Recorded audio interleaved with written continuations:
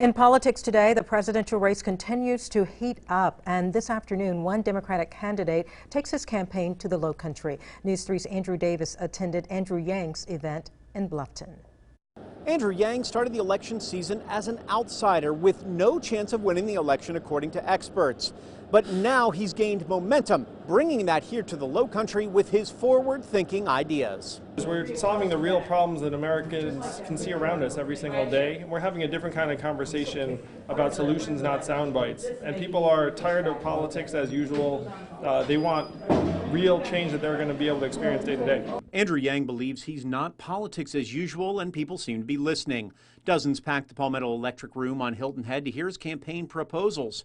The businessman raised $3 million in campaign funds this quarter, much of that on the basis of his universal basic income plan. It would give $1,000 a month to every American citizen over 18. That would supplement incomes and jobs lost by the increase in technology jobs.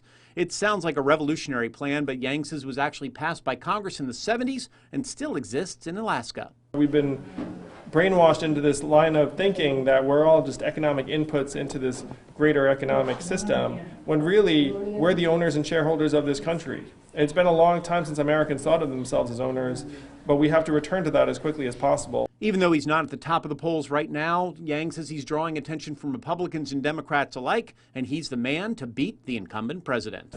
I'm very confident we're going to beat Donald Trump, in large part because his act has just gotten tiresome for many, many Americans. Amen. It's exhausting, and most of us are exhausted. We just want to change the channel to something a little more uplifting, sane, like cool, rational. Yang is making a total of 5 stops around the Lowcountry today, from Hilton Head to Beaufort. He'll also be on the dais with 8 other candidates at the next Democratic debate. His hope is right on the hats of his supporters. Math, make America think harder and think about voting for him. Andrew Davis, WSAV News 3.